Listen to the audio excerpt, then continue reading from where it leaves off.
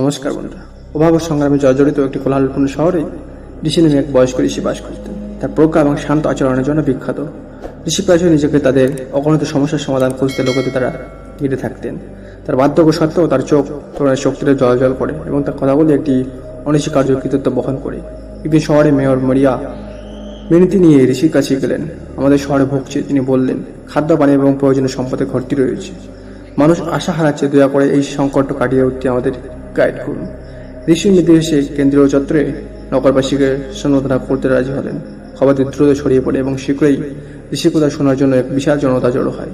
সূর্য অস্ত যাওয়ার সাথে সাথে শহরের উপর একটি উষ্ণ আভার এলে ঋষি তার বক্তৃতা শুরু করলেন। তার কণ্ঠ গভীর আত্মাদের শক্তির অনুরোধিত হল। ঋষির বক্তৃতা 5টি রূপান্তরমূলক ক্রিয়াকে কেন্দ্র করে, যা যদি সম্মিলিতভাবে গ্রহণ করা হয় তাৎক্ষণিকভাবে সমস্ত অভাব দূর করতে এবং প্রচুর্য আনতে পারে। কৃতজ্ঞতা গড়ে তুলুন।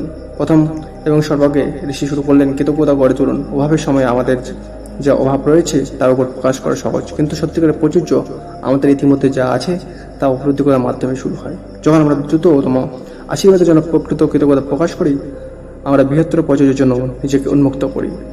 তিনি এটিকে এক সাধারণ অনুশীলনের মাধ্যমে চিহ্নিত করেছেন। প্রতিদিন 3টি জিনিসের প্রতি চিন্তা করার জন্য একটি মুহূর্ত নিন, যার জন্য আপনি কৃতজ্ঞ। সেগুলি লিখুন, সেগুলি আপনার পরিবারের সাথে ভাগ করুন এবং দেখুন কীভাবে আমাদের দৃষ্টিভঙ্গি পরিবর্তন হয়। দ্বিতীয়, উদারতা অনুশীলন করুন। মহাবিশ্বের আইনটি সহজ, আপনি যত বেশি দেবেন তত বেশি আপনি পাবেন। আপনি যখন আপনার সংস্থানগুলি ভাগ করেন, সেগুলি ব্যক্তিগত আত্মনিক হোক কেন, আপনি প্রচুর একটি প্রবাহ তৈরি করেন যা আপনার কাছে বহুগুণে ফিরে আসেন। ঋষি একজন দরিদ্র কৃষকের একটি গল্প বর্ণনা করেছিলেন, যিনি তার শেষ রুটিটি একজন ক্ষুধার্ত ধর্মকারীর সাথে ভাগ করেছিলেন। অলৌকিকভাবে তার ক্ষেত্র পরের মৌসুমে প্রচুর ফসল উঠে হয়েছিল। উদারতার অভাবে চক্রকে ভেঙে দেয়, তিনি উপসংহারে বলেছিলেন। তৃতীয়, সম্প্রদায়ের সেবায় নিয়োজিত সত্যিকারের সমৃদ্ধি শুধুমাত্র ব্যক্তিগত সম্পদ নয়, বরং সমগ্র সম্প্রদায়ের মঙ্গল। আমরা যখন একে অপরকে সমর্থন করার জন্য প্রকৃতিত হই, তখন আমরা প্রচুর্যের একটি নেটওয়ার্ক তৈরি করি যা সকলের উপকারে আসে। তিনি নগরবাসীকে তাদের সময় এবং দক্ষতা প্রয়োজনে সাহায্য করার জন্য স্বেচ্ছাসেবী করে আহ্বান জানান। সম্মানিত প্রচেষ্টা শক্তির উপর জোর দিয়ে তিনি বলেন, অন্যদের উন্নতি করার মাধ্যমে আপনি নিজেকে উন্নত করুন। চতুর্থ, টেকসই অনুশীলনগুলিকে আলিঙ্গন করুন। অভাব প্রায়শই সম্পদের ব্যবস্থাপনার ফলে হয়। প্রাকৃতিকের সাথে সামঞ্জস্য রেখে এবং বিজ্ঞানের সাথে সম্পদ ব্যবহার করে আমরা নিশ্চিত করি যে এখন ভবিষ্যৎ প্রত্যেকের জন্য যথেষ্ট আছে। ঋষি জল সংরক্ষণ, বজ্র হ্রাস এবং পুনর্নবীকরণযোগ্য শক্তির উৎসগুলি গ্রহণের জন্য ব্যবহার করে পরামর্শ প্রদান করেছিলেন। স্থায়িত্ব শুধুমাত্র একটি পছন্দ নয়, একটি দীর্ঘস্থায়ী প্রযোজ্যের জন্য একটি অপরজনীয় যিনি জোর দিয়েছিলেন। অবশেষে প্রযোজ্যের মানসিকতা গড়ে তুলুন। আপনাদের চিন্তাভাবনা আপনাদের বাস্তবকে রূপ দেয়। যদি আমরা ক্রমাগত ওভাবে পরিপ্রেক্ষিতে চিন্তা করি, তাহলে আমরা ওভাবে চিরস্থায়ী করি।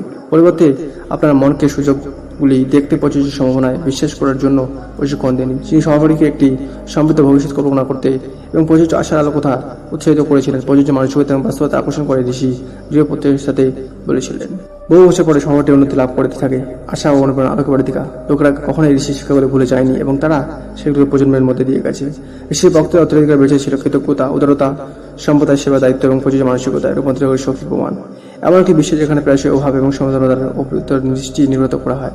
শহরটি একটি উজ্জ্বল উদাহরণ হিসেবে দাঁড়িয়েছিল কীভাবে সঠিক কর্ম এবং মানসিকতার সাথে সমৃদ্ধ অভাব সত্যি দূর করা যেতে পারে।